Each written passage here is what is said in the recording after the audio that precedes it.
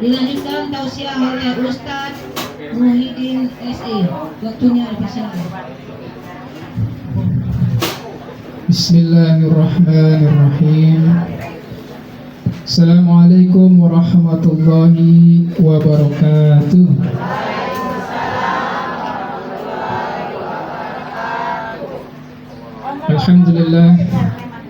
Alhamdulillahillazi ahyana ba'dama amatana wa ilaihi nusur. Allahumma salli ala sayyidina Muhammad wa ala ali sayyidina Muhammad. Ibu-ibu, bapak-bapak, bapaknya deh. Alhamdulillah masih ada bapaknya satu. Pertama, marilah kita selalu memanjatkan puji dan syukur kehadirat Allah Subhanahu wa Ta'ala, yang mana dengan rahmat Allah lah kita sampai saat ini masih tetap diberi kesehatan, kekuatan, kelancaran segala urusan, dan insya Allah juga dimudahkan dalam hal rezeki. Amin ya rabbal alamin. Dan ditambahkan lagi oleh Allah, insya Allah umur kita tetap panjang. Amin. Salawat dan salam senantiasa tercurahkan kepada junjungan kita Nabi besar Muhammad Sallallahu Alaihi Wasallam. Allahumma sholli ala Sayyidina Muhammad wa ala ali Sayyidina Muhammad. Pertama-tama saya merasa ini saya sedang berada di hadapan orang tua saya. Jadi kalau ngasih tausiah mestinya orang tua lah yang ngasih tausiah ke saya ini. Tapi hari ini saya diminta ngasih tausiah ke orang tua ini. Saya sebenarnya takut nih Bu, karena kata Imam Syafi'i, kalau orang tuamu sudah berbicara dengan nada yang rendah kepadamu, kepada anaknya, maka hati-hati, itu sudah jadi tanda kamu durhaka kepada mereka. Jadi saya takut di sebenarnya kalau nasihat orang tua. Dan mudah-mudahan kita semua diberikan kesehatan oleh Allah Subhanahu wa Ta'ala. Sebelum kita lanjutkan tausiah, tadi judulnya tausiahnya kultum katanya. Kuliah terserah antum. Terserah yang ngomong katanya. Ya, mari kita sama-sama melapaskan talbiyah dulu. Bismillahirrahmanirrahim. Labbaik Allahumma labbaik, labbaik Allahumma labbaik, labbaik la syarika laka labbaik, innal hamda wal ni'mata laka wal mulk la syarika laka labbaik. Masya Allah ibu-ibu, kita bisa membayangkan misalnya ketika kita pulang dari kerja atau dari mana ke rumah gitu ya, kemudian kita lihat ketika kita masih punya anak-anak kecil, ibu-ibu pasti bisa melihat bagaimana gembiranya anak-anak itu.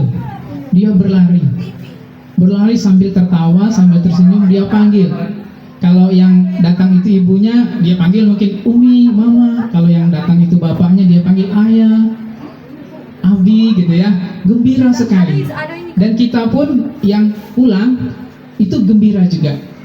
Maka insya Allah seperti itulah Bu, bagaimana rasanya kita ketika datang ke Baitullah itu. Gembiranya seperti anak-anak yang menyambut datang orang tuanya. Maka begitulah kita ketika nanti insya Allah berangkat ibadah haji. Gembiranya kita menjadi tamunya Allah. Dan insya Allah Allah itu gembira juga menyambut kita.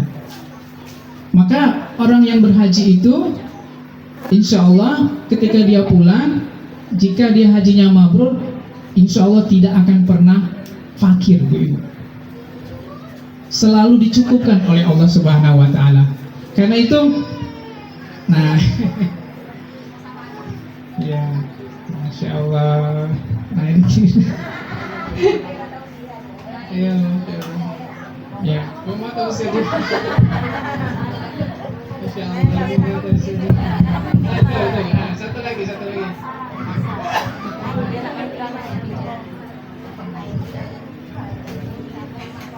Masya Allah, barakallah. Jadi ibu-ibu, jadi Allah itu mewajibkan kita untuk melaksanakan ibadah haji bagi yang mampu. Nah, mampu di sini tadi dibaca oleh sari tilawah kita terjemahan ayat Al-Quran. Allah sampaikan kalau kamu berangkatnya itu punyanya onta yang kurus, ya berangkatlah. Artinya di situ kita sudah dianggap mampu kalau kita memang mau gitu ya. Walaupun kendaraannya misalnya cuma punya onta yang kurus. Tapi kalau deket ibu-ibu ya, kalau dari sini tidak telok naik unta kan. Tidak akan sanggup ya. Tidak sanggup gitu ya. Iya, kalau sekarang alhamdulillah kita tinggal berikhtiar mencari rezeki yang halal dan daftar, dan Allah mudahkan insya Allah. Karena kalau yang berniat itu pasti Allah mudahkan. Pengertian mampu di sini kan juga harus diikuti mau, karena banyak orang yang mampu tapi tidak mau, nggak juga berangkat. Nah kalau kita mau, insya Allah nanti Allah mampukan. Kalau dulu kan orang-orang berangkat haji itu sampai berbulan-bulan, ibu-ibu ya. Ada yang naik kapal, perahu, dan itu tidak ada jaminan apakah sampai, ataupun kalau sampai nanti bisa pulang, ya kan, nggak ada jaminan. Bisa saja pulang ditangkap Belanda zaman dahulu. Tapi alhamdulillah sekarang semuanya serba modern, naik pesawat, di pesawat disediakan makanan, masya Allah. Kita tinggal ibadah saja dengan hati yang riang gembira, menjadi tamunya Allah. Dan tentu Allah berpesan di dalam Al-Quran bahwa kita kalau berangkat haji harus punya bekal. Nah, bekalnya apa ibu-ibu? Sebaik-baik bekal kata Allah, bekal apa? Bekal takwa. Takwa itu apa? Apa saja menunya, nah, supaya bisa kita bawa sebagai bekal. Allah menyebutkan setidaknya ada 5 yang menjadi menu daripada takwa itu sendiri.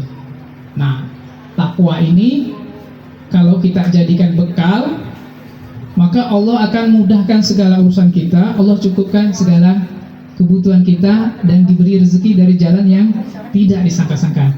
Nah, di dalam surah Al-Baqarah, di awal-awal surah Al-Baqarah itu Allah sebutkan takwa itu pertama, allazina yu'minuna bil ghaib. Itu yang pertama.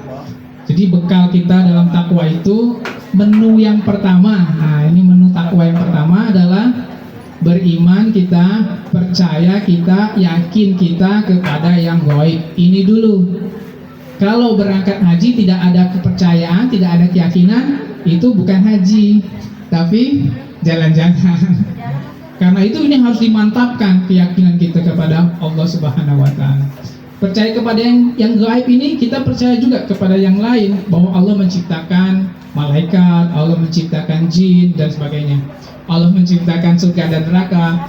Jadi kalau Allah menciptakan malaikat, kita yakin bahwa malaikat ini mendapat tugas dari Allah. Salah satu tugas malaikat itu apa? Mengawasi kita. Jadi ada malaikat yang mencatat kebaikan, ada malaikat yang mencatat keburukan. Jadi kita semakin semangat beribadah, semakin semangat naik hajinya, karena ada yang mencatat kebaikan-kebaikan kita dicatat. Begitu juga kita percaya bahwa Allah menciptakan jin, dan jin itu adalah setan, iblis itu sebagai musuh.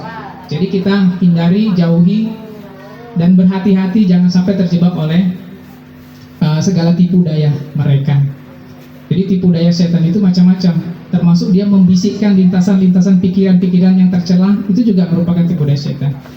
Nah, yang kedua,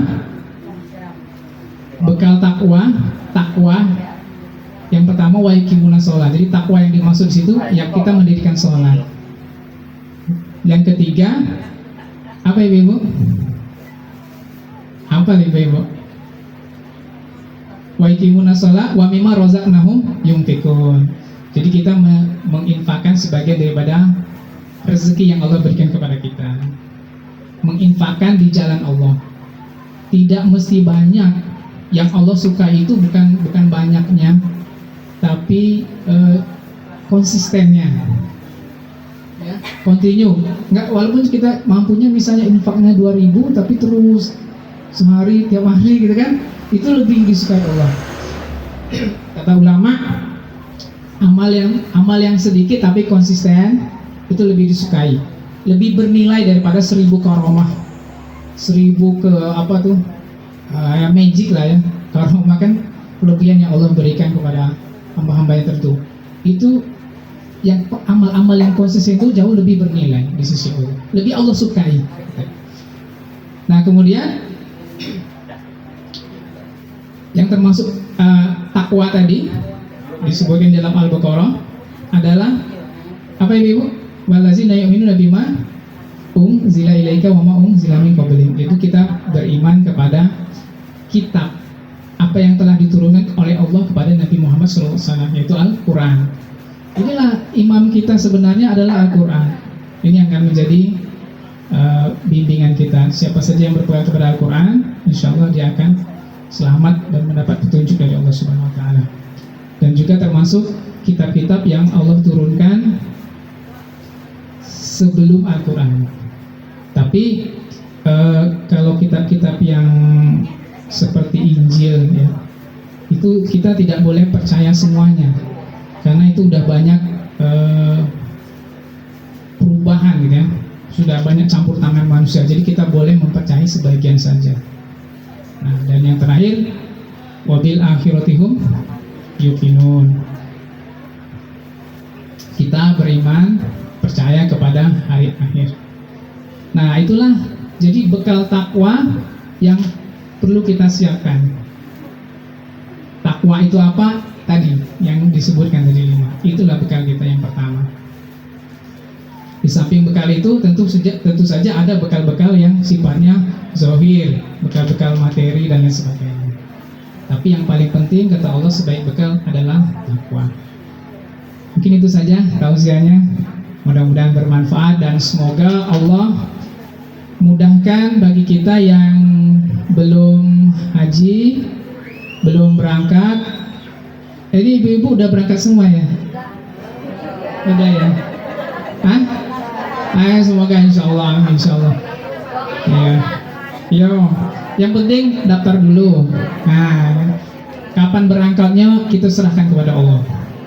Walaupun kabarnya dari Kementerian Agama ada yang nunggunya sampai 30 tahun ibu-ibu. Di Bengkulu itu di kotanya sampai 30 tahun. Nah, itu lama sekali. Kalau kita umur 50 tahun, insya Allah. Jangan putus harapan, jangan putus asa. Janganlah ngaku, ay mati dulu gitu. Jangan, kita tidak boleh berputus asa.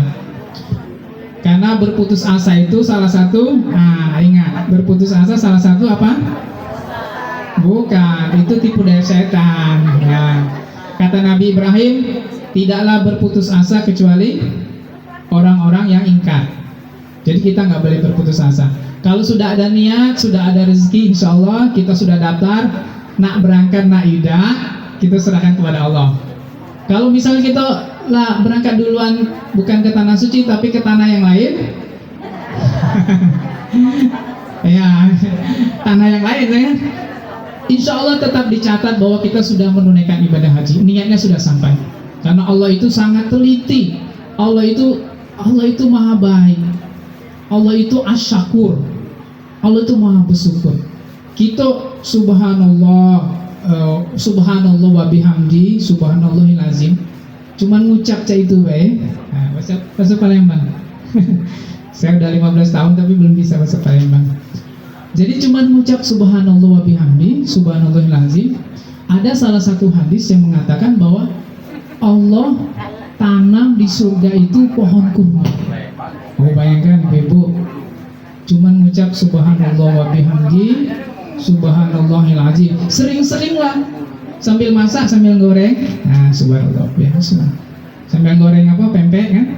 Nah, Allah tanam pohon kurma di surga, insya Allah. Nanti kalau hari kiamat kita lah punya kebun. Nah, gak punya kebun di dunia, ya jadilah punya kebun di akhirat. Nah, amin, amin ya rabbal alamin.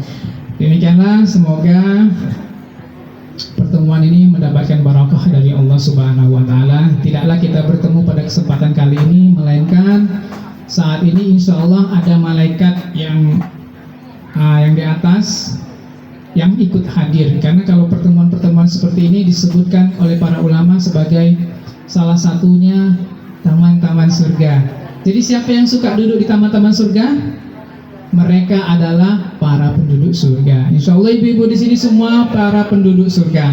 Amin ya robbal alamin. Amin. Kalau penduduk surga itu kan sudah punya KTP, KTP surga. Nah, kalau penghuni surga itu belum tentu penduduk surga. Ada yang mampir dulu kan, mampir ke sebelah dulu. Tapi kalau penduduk surga insya Allah bu, punya KTP. Amin, amin ya robbal alamin.